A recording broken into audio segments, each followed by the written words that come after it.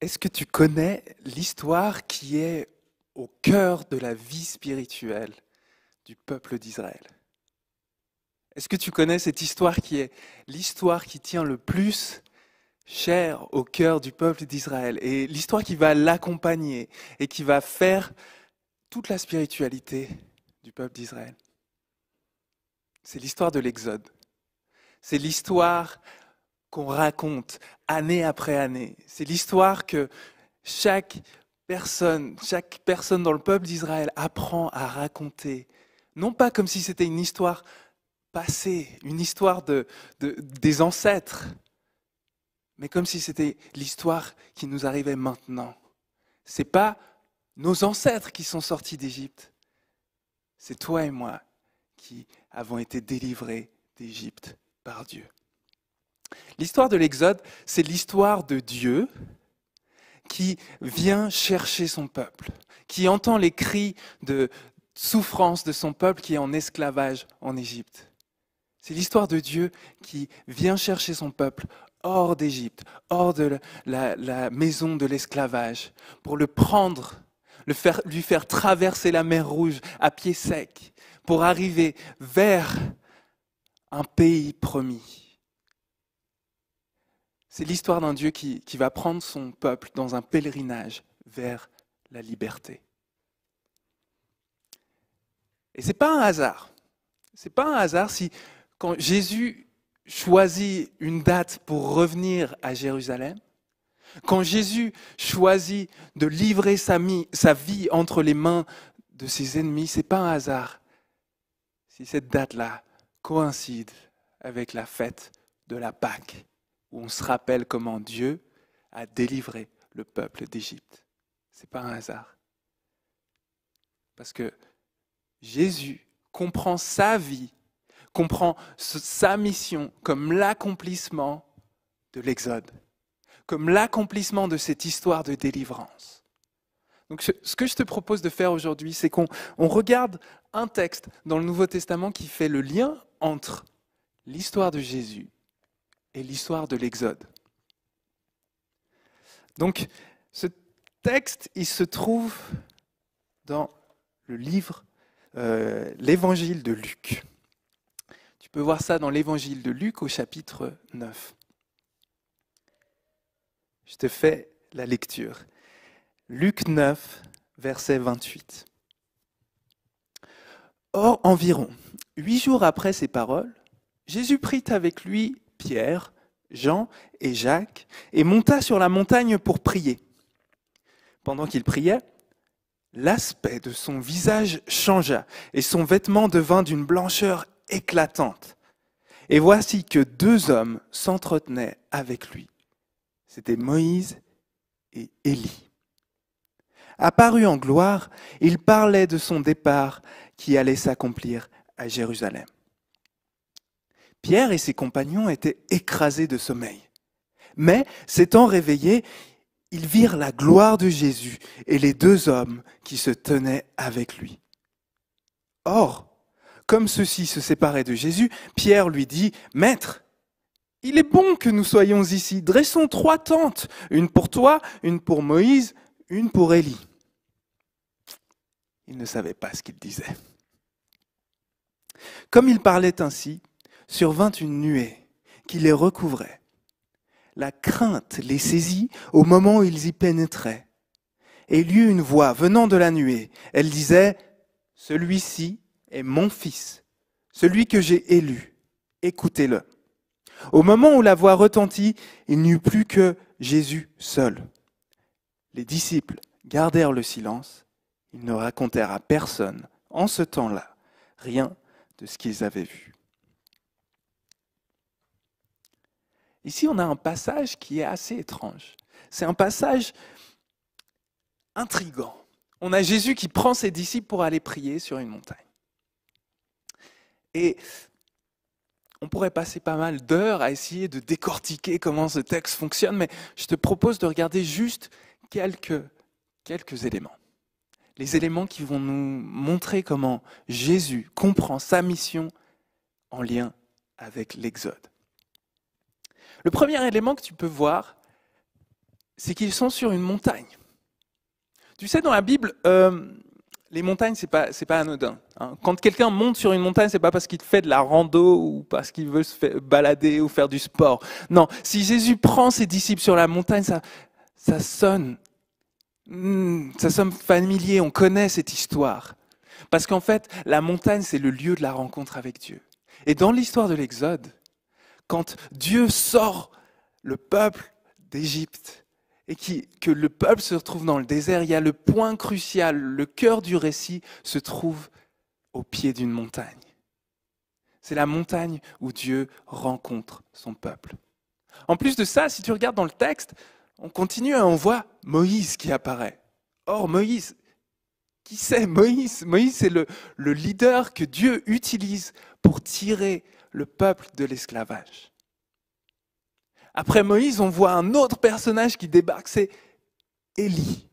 Je ne sais pas si tu te rappelles d'Élie. Élie, c'est un prophète. On lit son histoire dans le livre des rois. Et c'est un prophète qui va être particulier par rapport à l'Exode parce que, en fait, Élie, c'est un prophète qui vit lui-même une sorte d'Exode. Un peu comme Moïse, il va ramener le peuple hors de l'esclavage. Pas l'esclavage physique auprès de Pharaon, mais l'esclavage spirituel auprès des idoles. Et où est-ce que va se trouver Élie au centre, au cœur de son ministère? Élie va se retrouver à la montagne. Et il va rencontrer Dieu sur une montagne. Donc on a ces deux personnages et on a ce lieu déjà qui sonne familier. Et en plus de ça, si on regarde, si on lit un peu plus le texte, qu'est-ce qu'on va voir? On va voir deux phénomènes très étranges. Le premier phénomène, c'est le visage de Jésus qui s'illumine. Et là, tout de suite, on pense à ce passage dans le livre de l'Exode où Moïse a son visage qui s'illumine. Parce qu'il était dans la présence de Dieu, on dirait que son corps a une réaction à cette gloire qui lui apparaît et il garde un peu de cette lumière sur lui. Et puis le deuxième phénomène qu'on arrive à voir, qui fait un lien très clair avec l'Exode, c'est la nuée. Tu te rappelles dans le livre de l'Exode, la manière dont Dieu guide le peuple, c'est à travers sa présence qui est manifestée par une nuée. C'est comme si la gloire manifeste de Dieu était manifestée par ces nuages, cette fumée. Et donc, on a là plein de petits éléments dans ce texte qui font un lien entre la mission de Jésus et l'Exode. Pourquoi je parle de la mission de Jésus? Parce que si tu regardes bien le verset 31, tu vas voir que Élie et Moïse parlaient à Jésus de son départ qui allait s'accomplir à Jérusalem.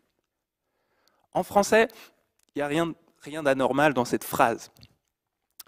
À part qu'il y a bien deux mecs morts qui sont en train de parler avec Jésus, mais bon, ça, c'est pas grave. Mais il y a un truc spécial dans cette phrase qu'on ne peut lire qu'en grec.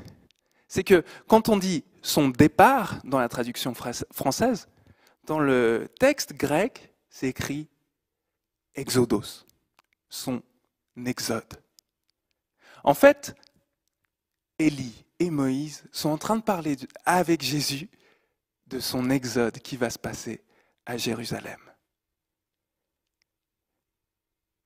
En fait, regarde bien le texte, comment il fonctionne. On commence la scène avec trois personnages, Jésus, Moïse et Élie. Et ensuite, la nuée vient et il ne reste plus qu'un seul personnage. Et la voix dit, voici mon fils, celui que j'ai choisi, écoutez-le. Donc Jésus est présenté comme celui qui vient accomplir l'exode ultime. Il est compris comme celui qui vient accomplir l'exode de Moïse, l'exode d'Élie, comme eux ne pouvaient pas le faire. Parce que Moïse a échoué. Oui, il a échoué parce que Moïse n'a pas pu mettre un pied sur la terre promise. Il est mort avant. Élie a échoué parce qu'il n'a jamais pu sortir l'idolâtrie du cœur du peuple d'Israël. Et Israël a rechuté. Par contre, Jésus n'a pas échoué. Et Jésus se propose de venir accomplir l'Exode.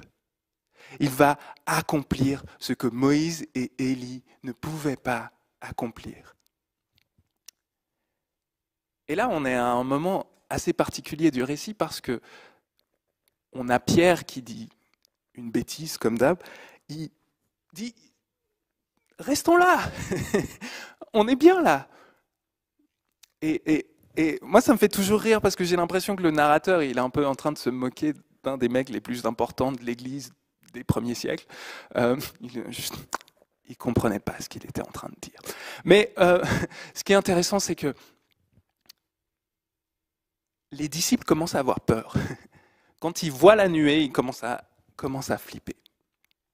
Et pourquoi est-ce qu'ils flippent? Pourquoi est-ce qu'ils ont peur? Nous, on est modernes, on connaît un peu la science et tout ça. Donc, si quelqu'un a peur de l'invisible, peur de Dieu, c'est sûrement qu'il est irrationnel. C'est pas vraiment le point de vue de la Bible. En fait, pas seulement la Bible, toutes les cultures, toutes les religions, de tous les temps, ont toujours vu qu'il y avait un fossé qui séparait la sphère du divin et la sphère de l'humain. Et c'est pour ça qu'on a des temples, c'est pour ça qu'on a des prêtres, c'est pour ça qu'on a des sacrifices dans toutes les religions. C'est qu'il y a le sentiment qu'entre la sphère humaine et la sphère divine, il y a un fossé qu'on ne peut pas franchir aussi simplement. Et dans la Bible, il y a cette idée, si tu vois Dieu, tu meurs.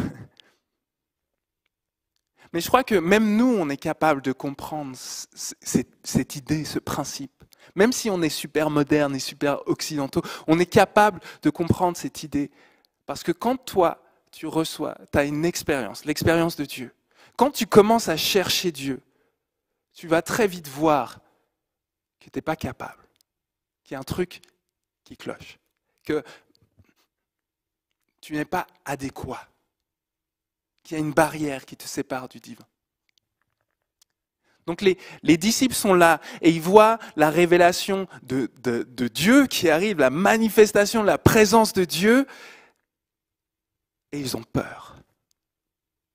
Mais regarde un truc. Tu as vu que le visage de Jésus s'illumine. Et contrairement à ce qui se passe dans le livre de l'Exode, où le visage de Moïse est illuminé, mais comme la lune est illuminée par le soleil. La lune reflète la lumière du soleil. Tandis que le soleil est la vraie source de lumière, la lune, c'est une source dérivée. Moïse, c'est un peu la lune, tandis que Jésus, c'est le soleil. Parce que Jésus brille de la lumière qui est dans sa nature. Et si tu regardes dans l'Exode, s'il y a quelque chose que Moïse, dans Exode 34, ne peut pas voir, c'est le visage de Dieu. Mais qu'est-ce que les disciples voient? Le visage de Jésus qui brille. En fait, Jésus est venu traverser cette barrière qui nous sépare du divin. Jésus est venu traverser tout ce qui nous empêchait de voir Dieu et de vivre de sa vie pour nous manifester le visage de Dieu, pour qu'on puisse être capable de voir et de se réjouir de la beauté, de la gloire de Dieu. Donc Jésus vient rendre présent Dieu pour ses disciples.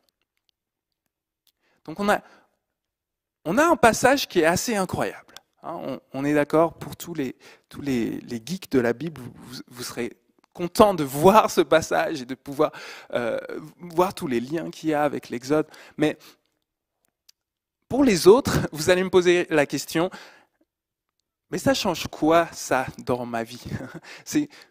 Et alors? Et c'est une bonne question, je crois.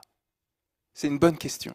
Alors j'en viens au message que je crois que ce texte essaye de nous dire, à l'encouragement que je crois que ce texte essaye de proclamer pour nous. Et le message, il est plutôt simple. Tu peux voir dans le verset 35. Il y eut une voix venant de la nuée. Elle disait, « Celui-ci est mon fils, celui que j'ai élu. écoutez-le. Dieu vient présenter Jésus comme son fils. Comme on l'a dit, Dieu vient présenter Jésus comme celui qui vient accomplir un exode. Jésus est présenté comme le plus grand Moïse. Il vient accomplir la loi. Moïse, c'est celui qui vient donner la loi au peuple.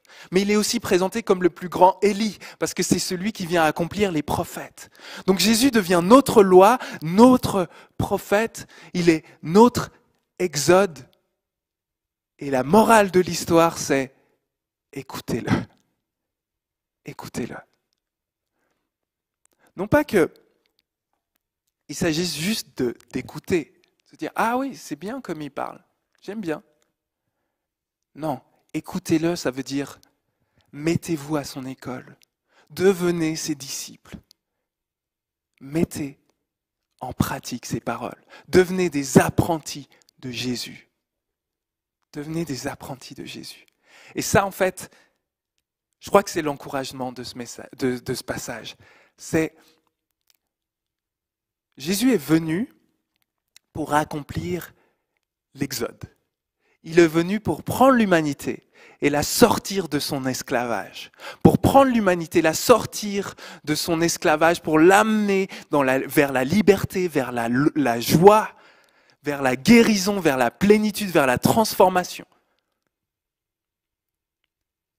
Et Dieu nous dit, faites-lui confiance. Faites-lui confiance. Mettez-vous à son école. Suivez-le comme vous avez suivi. Comme le peuple a suivi Moïse dans le désert, suivez Jésus. Comme le peuple a suivi Moïse à travers les eaux, suivez Jésus. Suivez Jésus, mettez-vous à son école. Et ce texte vient nous proclamer qu'on a besoin de l'écouter, d'être à son école, d'être ses apprentis. Et nous, on vit dans un temps bizarre. On a l'impression que la liberté, c'est de n'avoir aucune contrainte. On vit dans un temps où... je te donne un exemple. À l'ère d'Internet, quand tu vas chez le médecin, c'est toi qui donnes le diagnostic. Tu as juste envie de dire que le médecin vienne signer la feuille pour que tu puisses avoir les médicaments. À l'ère d'Internet, tu viens chez le médecin en disant « Bon, je crois que j'ai ça, ça et ça, et je crois que j'ai besoin de ça, ça et ça. » Mais la Bible dit « Non, c'est pas comme ça que ça se passe. C'est pas toi qui as le diagnostic entre les mains. C'est pas toi qui es l'expert. » La Bible nous dit que Jésus, c'est l'expert. Jésus, c'est le médecin. C'est lui qui est capable de nous diagnostiquer. C'est lui qui est capable de nous dire ce qui ne tourne pas rond chez nous. Et notre esclavage, notre souffrance, notre dépression, quelles que soient les choses qui t'accablent, en réalité, tu n'as aucune idée à quel point c'est profond. Et Jésus te dit, viens, suis-moi, mets-toi à mon école. Je vais te prendre dans un pèlerinage de transformation, de libération, pour que tu puisses vivre la vraie vie, la vie éternelle, celle qui n'a pas de fin, qui commence maintenant, mais qui finit jamais. Et c'est un truc que tu vois dans le peuple d'Israël, c'est que le peuple d'Israël souffrait de l'esclavage en Égypte. Mais c'est que quand on arrive dans le désert, où il n'y a plus d'esclavage en Égypte, qu'on se rend compte que l'esclavage d'Israël était beaucoup plus profond qu'il ne pensait. Et donc Jésus vient se proposer d'être celui qui nous guide vers la liberté. Et ce que je te propose de faire et de vivre, c'est de demander à Dieu de te mener vers cette liberté. Il l'a acquis pour toi. Il a vécu son exode. Comment est-ce que Jésus a vécu son exode? Il a pris notre péché sur ses épaules. Il a pris toutes nos fautes, il a pris toutes nos souffrances, il a pris nos maladies, il a pris nos oppressions, il a pris toute notre violence et il en est mort.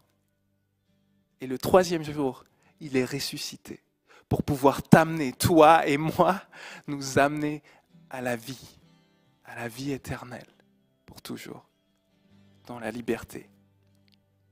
Et donc, on est un nouveau peuple, on est un peuple nouveau, on est le peuple de l'Exode. On est le peuple qui est appelé à vivre de l'histoire de Jésus. C'est pour ça qu'on est le peuple des baptisés. Si on est rentré dans l'eau et sorti de l'eau, c'est parce qu'on est rentré dans la mort et sorti de la mort avec Jésus. Si on prend chaque semaine le pain et le vin, c'est parce qu'on vit de la vie de celui qui nous a donné sa vie. Donc, on est cette nouvelle communauté, des gens qui sommes appelés par Jésus à vivre dans la liberté. Alors, voilà, mon encouragement, c'est de s'accrocher à Jésus qui vient nous guider. Et maintenant que tu es libre, maintenant que tu as goûté à cette liberté, tu es aussi libre d'aller servir les autres. Parce que tu es libéré de ton égoïsme, tu es libéré du fait que tu dois te préoccuper de toi-même, tu es libéré de ton orgueil et de ton péché.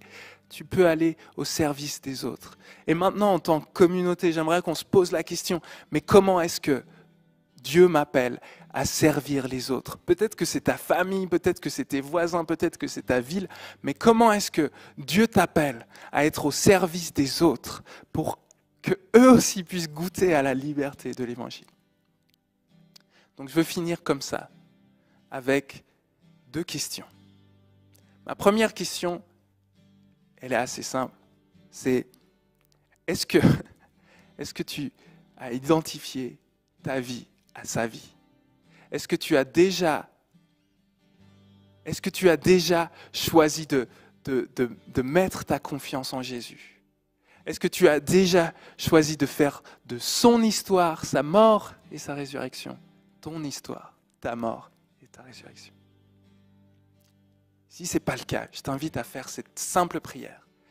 Dire, Jésus, je mets ma confiance en toi. Je veux devenir ton disciple. Deuxième question.